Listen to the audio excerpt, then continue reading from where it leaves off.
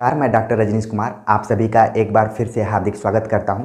हिंदी साहित्य का इतिहास सही अप्रोच से कैसे पढ़ा जाए, इस लेक्चर सीरीज के अंतर्गत हमने पिछले लेक्चर में आधुनिक काल पर बातचीत किया था। उसमें फैक्चुअल तरीके से फोर्ट विलियम कॉलेज से लेकर समकालीन जितने भी विमर्श होते हैं, खासतौर से जो गद्य खंड है उसके अंतर्गत मैंने विचार किया था। उम्मीद है कि ये लेक्चर आप सभी को पसंद भी आया होगा।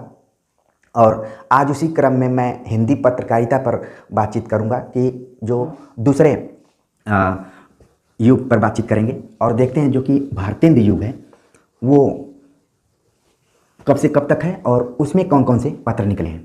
ठीक, दूसरा युग है भारतेंदु युगीन हिंदी पत्रकारिता। ये 1868 से 1900 ईस्वी में तक चल रहा है। अब इसमें जो पत्र निकले हैं, करीब 55 पत्र पत्रिकाओं का इसमें संपादन होता था। 55 मतलब कि इनकी संख्या बहुत ज़्यादा है। तो आप ध्यान रखिए, उसमें जो मुख्य मुख्य पत्र हैं उन्हीं पर हम डिस्कशन करेंगे और ज़्यादातर उनसे ही प्रश्न आते भी हैं परीक्षाओं में। ठीक है, तो भारतेंदु युगीन कौन कौन से थे? उसमें पहला तो भारतेंदु क्या ही है 1868 ईस्वी में कवि वचन सुधा। मतलब ये सुधा शब्द जो है धीरे धीरे फेमस हो रहा था उस समय पत्रकारिता में। समाचार सुधा वर्षण प्रकाशित हुआ, फिर भारतेंदु जब आए तो कवि वचन सुधा नाम से उन्होंने एक पत्र निकाला जो कि साहित्य लिख लेते हैं पहले संपादक के रूप में भारतेंदु। ये कहाँ से निकलता था? काशी से निकलता था। ठीक, इसकी जो खास विशेषता थी कवि वचन सुधा की कि इसमें साहित्य और राजनीति दोनों से संबंधित समाचार इसमें छपते थे।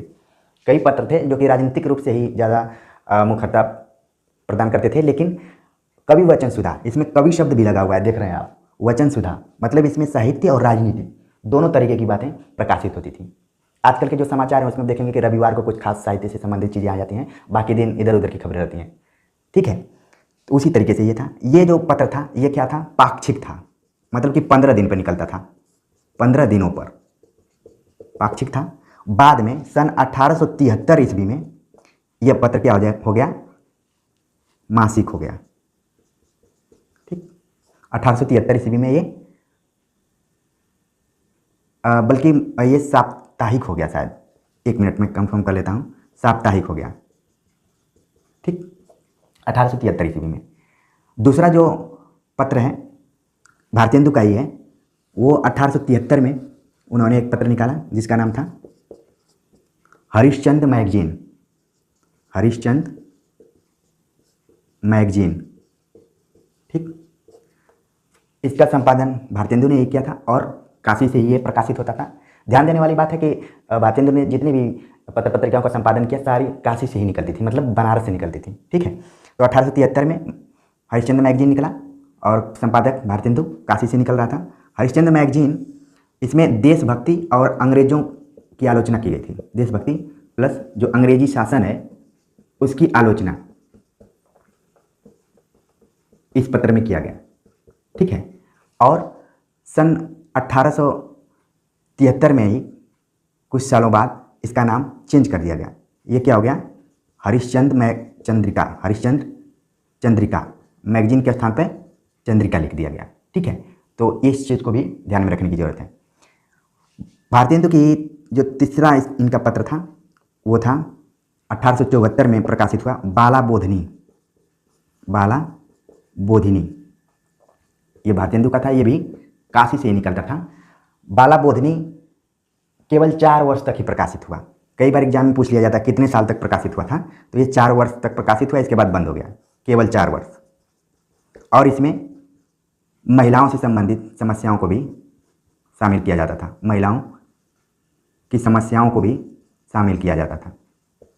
ठीक, खासतौर से ये कहा जा सकता है कि धीरे धीरे इसमें जो वर्तमान में स्त्री विमर्श शब्द चलता है उसकी शुरुआत यहाँ से मानी जा सकती है। मतलब कि महिलाओं को भी धीरे धीरे पत्र पत्रिकाओं में जगह मिलना शुरू हो गई थी। ठीक है, उनकी समस्याओं को। तो ये तो कई बार क्रम पूछ देता है कि कवि वचन कब प्रकाशित हुआ, हरिश्चंद्र मैगजीन कब प्रकाशित हुआ और बाला बोधिनी, इनका क्रम पूछ देता है। तो ध्यान में रखिए 1868, 1873 और 1874। ठीक है, और भारतेंदु युग के ही और कुछ पत्र हैं, उनको देख लेते हैं। 1874 में एक और पत्र निकला था, बल्कि 3 पत्र निकले थे 1874 में। कौन कौन से हैं उनको देख लेते हैं।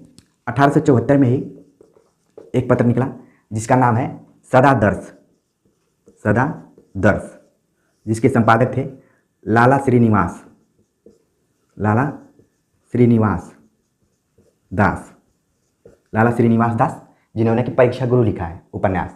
उन्होंने सदा दर्श नाम से एक पत्र निकाला और ये कहाँ से प्रकाशित हुआ, ये भी काशी से प्रकाशित हुआ।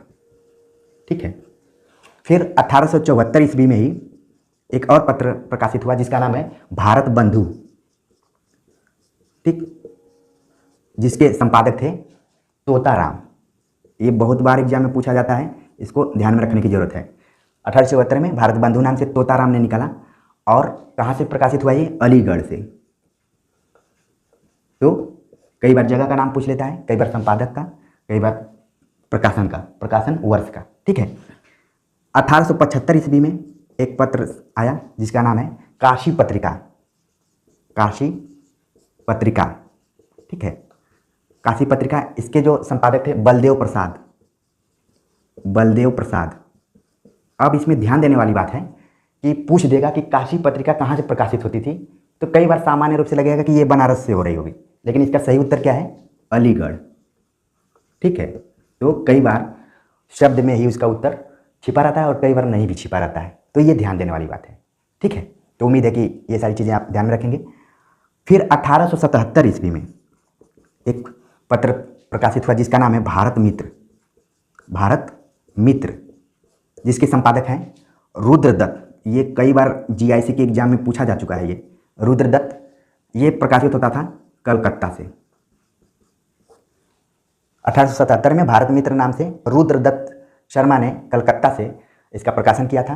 तो कन्फ्यूजन कहाँ होता है परीक्षाओं में, कन्फ्यूजन को ध्यान में रखिए। भारत बंधु तोताराम, भारत मित्र रुद्रदत्त, ये ध्यान में रखने की जरूरत है। प्रकाशन वर्ष तो अलग अलग है लेकिन नाम है मिलता जुलता। ठीक है। तो ये ध्यान में रखिए। इसके बाद जो पत्र प्रकाशित हुआ वो भी 1877 में ही प्रकाशित हुआ था और हिंदी में वो काफ़ी इम्पोर्टेंट है। मैं बात कर रहा हूँ हिंदी प्रदीप की। ठीक है। हिंदी प्रदीप, जिसका प्रकाशन सन 1877 ईस्वी में हुआ था और इसके जो संपादक थे वो बालकृष्ण भट्ट, बालकृष्ण भट्ट। ये भारतेंदु युग के फेमस निबंधकार, आलोचना भी करने वाले और पत्र का इन्होंने संपादन किया। खासतौर से भारतेंदु युग के जितने भी आप रचनाकारों को देखेंगे वो रचनाकार के साथ साथ पत्रकार भी हैं। तो अपनी दोहरी जिम्मेदारी को इन्होंने निभाया है। कहा जाता है कि जो पत्रकार होता है वो संसद की चौथा स्तंभ होता है, ऐसा माना जाता है। ठीक है।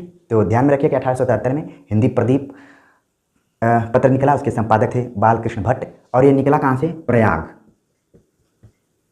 वर्तमान समय में इसको प्रयागराज कहा जाता है, इसका दूसरा नाम है इलाहाबाद। तो ध्यान में रखिए आप। ठीक है। तो ऑप्शन में कई बार इलाहाबाद रख देगा, कई बार प्रयाग, कई बार प्रयागराज। तो ठीक है। और जो अगला जो पत्र था सीधे 1881 ईस्वी में आनंद कादम्बिनी, आनंद कादम्बिनी नाम से एक पत्र निकला। ये भी एग्जाम में कई बार पूछा जाता है, जिसके संपादक थे बद्री नारायण प्रेमघन, प्रेमघन। इनका पूरा नाम था बद्री नारायण प्रेमघन और ये प्रकाशित कहाँ से होता था, ये होता था मिर्ज़ापुर से। ठीक है। मिर्ज़ापुर उत्तर प्रदेश में है, वहाँ से प्रकाशन होता था इसका। फिर 1883 ईस्वी में भारतेंदु के नाम से ही एक पत्र आ गया, भारतेंदु के नाम से ही पत्र निकाला गया सन 1883 ईस्वी में, जिसके संपादक थे राधाचरण गोस्वामी, राधाचरण गोस्वामी। ठीक है।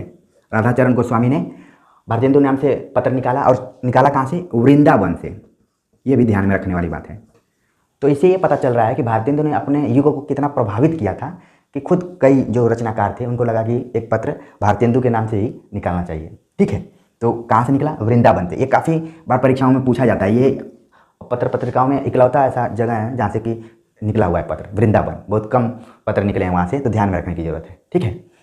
फिर अगला जो पत्र निकला वो भी काफ़ी फेमस है, ब्राह्मण, ब्राह्मण नाम से पत्र निकला, जिसके संपादक हैं प्रताप नारायण मिश्र, प्रताप नारायण मिश्र। ठीक। तो कई बार मुझे याद करना पड़ता है कि ब्राह्मण के संपादक कौन थे, तो मैं इनको याद कर लेता हूँ, मिश्र को, कि मिश्र जी ने ब्राह्मण का संपादन किया था। तो कन्फ्यूजन नहीं होता है, ऐसे आप भी याद कर सकते हैं। और ये कहाँ से निकला हुआ था, ये निकला था कानपुर से, ठीक। तो आप देख रहे हैं कि जो यूपी है, उत्तर प्रदेश है, वहाँ से बहुत सारे पत्र निकले हुए हैं। शुरुआत में कलकत्ता से निकल रहे थे, मतलब पश्चिम बंगाल से, लेकिन फिर जब लय पकड़ा तो उत्तर प्रदेश एकदम छा गया था पत्र पत्रिकाओं को निकालने में। ठीक है, तो कानपुर से ये निकला। अगला जो पत्र है वो भी 1883 ईस्वी में। यहाँ क्रम भी ध्यान में रखते जाइए, कई बार क्रम से भी सवाल पूछ देता है, और उसमें 4 पत्र पत्रिकाओं का नाम रहेगा। ये भी एक पैटर्न चल रहा है। ठीक है, 1883 में एक नया पत्र निकला जिसका नाम था हिंदुस्तान। हिंदुस्तान नहीं था, हिंदुस्तान। ठीक है, इसके संपादक थे रामपाल सिंह। रामपाल सिंह थे, और रामपाल सिंह इसका इंग्लैंड से किए थे। कहाँ से किए? इंग्लैंड से। ठीक है, तो ये थोड़ा सा डिफरेंट तरीके का कई बार एग्जाम में पूछा जाता है कि इंग्लैंड से किस पत्र का संपादन हुआ था, तो उसका नाम है हिंदुस्तान। संपादक रामपाल सिंह, 1883 ईस्वी में। जो अगला पत्र संपादित हुआ था सन 1893 ईस्वी में।